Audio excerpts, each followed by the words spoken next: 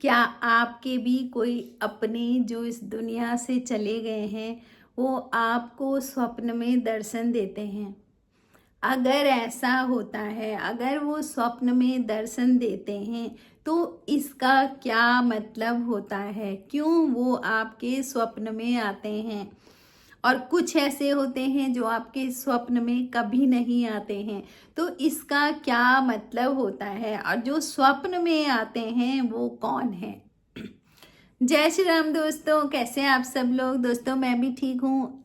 दोस्तों आज का मेरा वीडियो इस पर है कि जो हमारे अपने प्यारे, अपने घर के लोग या अपने रिश्तेदारी में या अपने आस पड़ोस में जो इस दुनिया से चले गए हैं, लेकिन कभी कभी वो स्वप्न में अपने दर्शन दे देते हैं तो इसका क्या कारण होता है? दोस्तों रोज की तरह यदि आपको मेरा वीडियो पसंद आएगा तो मेरे चैनल को सब्सक्राइब करें। दोस्तों मेरे चैनल का नाम है आध्यात्म का विज्ञान। और यदि वीडियो पसंद आएगा तो वीडियो को लाइक करें, कमेंट करें, कमेंट में जय श्री राम लिखें, शेयर भी करें ताकि जानकारी किसी और के भी काम आए। तो दोस्तों शुरू करते हैं आज का वीडियो कि वो कौन है जो आपको स्वप्न में दर्शन देते हैं। दोस्तों ये तो आपने सुना ही होगा क्योंकि आप सनातनी हो, तो आपको पता है एक प्रेत योनि होती है और एक पितृ योनि होती है और एक देवलोक होता है, उसमें गोलोक होता है, वो देवलोक हो गया। ठीक है, तो दोस्तों यदि आपके पितृ आपके स्वप्न में दर्शन दे रहे हैं या आपके कोई घर के कोई प्रेत बने हुए हैं, तो अब अगर वो एक्टिव होते हैं तो आपके घर में कौन कौन सी क्लेश होते हैं, कौन कौन सी परेशानियां उत्पन्न होती हैं। दोस्तों सबसे पहली बात, जब भी आपका पितृदोष होगा या आपके पितृ नाराज होंगे या प्रेत कोई आपके परिवार में प्रेत योनि वाले आपके परिवार में कोई प्रेत योनि में गया है, तो वो क्या करेगा? आपकी संतान वृद्धि रुक जाएगी, कुल वृद्धि रुकेगी। सबसे पहला अटैक ये होता है, वो आगे नहीं बढ़ने देता जनरेशन को। दूसरा, उनके घर में जिनके घर में ये दोष होगा, उनके घर में कोई जवान की भी मृत्यु होगी, जवान लोगों की मृत्यु होगी, तो ये भी एक उसका संकेत है। तीसरा क्या है? अचानक आपकी लगी लगाई नौकरी टूट जाएगी, यानी कि आपकी आमदनी का जो साधन है वो बंद हो जाएगा। समाज में आपका मान सम्मान प्रतिष्ठा सब खत्म हो जाएगी, आप खो दोगे। और परिवार भी एक तरह से कलंकित हो जाएगा यदि आपका कोई प्रेत नाराज है, आपके घर से कोई प्रेत योनि में है और वो नाराज है। तो दूसरी बात, घर में रोग लगेंगे, लोगों पर तरह तरह के रोग लगेंगे, बच्चों को भी रोग लगेगा और बच्चों का कब किसी भी काम में मन नहीं लगेगा। आपके बच्चे सही रास्ते पर नहीं चलेंगे जिस रास्ते पर आप उनको चलाना चाहते हैं। ये सब कब होता है? जब परिवार में प्रेत का दोष हो या पितृ दोष हो। अगर कोई किसान है तो उसकी फसल पर अटैक होता है कि उसकी फसल या तो सूखा पड़ेगा या खराब हो जाएगी, इस बारिश हो जाएगी बहुत ज़्यादा तो वो खराब हो जाएगी, यानी कुल मिला के ओलावृष्टि हो जाएगी तो वो फसल खराब हो जाएगी। दोस्तों ना तो खाने के लिए रहेगा, ना आपकी जनरेशन आगे बढ़ रही है, यानी कि आप हर तरफ से बैठ गए, ना आपकी नौकरी है, आमदनी का कोई साधन नहीं है। तो इस तरह के सारे जो भी गुण आते हैं ये तब आते हैं जब आपके घर में या तो पितृदोष हो या आपके घर में कोई प्रेत का दोष हो।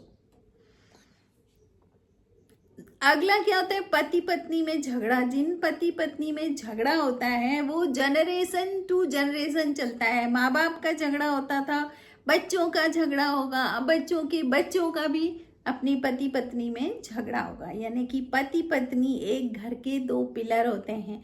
अगर वो सुख से नहीं है तो घर के मेंबर भी सुख से नहीं रहेंगे। तो जो भी ये दोष करने वाला होता है ना, वो बहुत खुश हो जाता है ये सब करवा करके। तो ये सारी चीजें होती हैं तब जब किसी घर में प्रेत दोष हो या पितृ दोष हो। तो दोस्तों, जो सपने में आते हैं ना, वो कौन है ये मैं आपको बताऊंगी। उससे पहले मैं आपको ये बताना चाहती हूँ कि यदि पितृदोष है तो कुछ उपाय ऐसे हैं जिनको हम अपने भाव में रह करके ही वो सारे उपाय कर सकते हैं। तो ये छोटे छोटे उपाय हैं जो आपको करने हैं। पहला है, जब श्राद्ध पक्ष आएगा तो अगर उस समय आप गीता का सातवें अध्याय को पढ़े और कहें अपने कि ये अध्याय का जो भी महात्म्य है मैं अपने पितरों को देता हूँ, है ना। आप आओ सुनो, इन सब का जो भी महात्म्य होगा, जो भी मुझे फल मिलेगा वो मैं आपको समर्पित करता हूँ ताकि आपकी मुक्ति हो। तो इस तरह से आपने गीता के 7वें अध्याय का अध्ययन करना है। जब आप गीता के 7वें अध्याय का पाठ करेंगे तो आप संकल्प लेंगे और संकल्प में आप उन व्यक्तियों का नाम भी लेंगे जिनके निमित्त आपने ये संकल्प लिया है, जिनको आप इसका फल प्रदान करने वाले हो, उनका नाम आप संकल्प में लेंगे और फिर आप उस जल को जमीन पर छोड़ देंगे। जैसे हर वीडियो में मैं बताती हूँ कि संकल्प कैसे लेना है। तो इस तरह से आपको करना है। अगला, चींटियों को, चिड़ियों को, कुत्तों को, कौवों को, है ना, इनको खाना खिलाएं। कौवे को खिलाना तो बहुत ही ज़्यादा अच्छा होता है।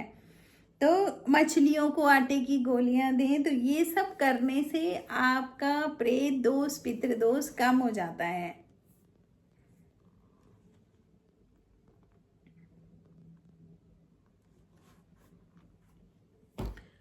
तो दोस्तों, अब करते हैं वो बात कि जो आपके सपने में आते हैं। तो दोस्तों, एक बात समझ लो कि जिसकी यहाँ से मुक्ति हो गई वो किसी भी संबंध में ना तो दिखाई देगा, ना किसी को सपने में दिखेगा, ना वैसे दिखेगा, यानी कि वो जाता है देवलोक। जो आपके सपने में आ रहे हैं या तो वो पितृ हैं या फिर या तो वो पितृ हैं या वो प्रेत हैं। जो लोग अपनी उम्र पूरी करने से पहले ही इस दुनिया को छोड़ के चले जाते हैं उनको हम प्रेत योनि में कहते हैं, क्योंकि उनकी वो पितृलोक में भी नहीं जाते हैं। वो कहाँ जाते हैं? प्रेत योनि में। प्रेत, पिशाच। प्रेत योनि सबसे ज्यादा दुखदाई होती है। क्यों? पानी बह रहा है, पानी नहीं पी सकते, खाना रखा है, खाना नहीं खा सकते, हवा चल रही है, सांस नहीं ले सकते, मतलब वो किसी भी चीज का आनंद नहीं ले सकते। और सारी चीजें सामने हैं लेकिन आनंद नहीं ले सकते हैं। तो कितनी दुखदाई ये योनि होगी, प्रेत योनि, है ना। तो प्रेत योनि वाले फिर आपसे उनका संबंध था तो उनको याद है कि अच्छा ये तो वो है, और आपको ही जब वो दोस्त यानी कि वो दुखी हैं तो वो आपको तंग करेंगे कि ये भी क्यों सुखी है, ये भी दुखी हो। उनको लगता है जब हम नहीं हैं तो फिर ये क्यों है ना।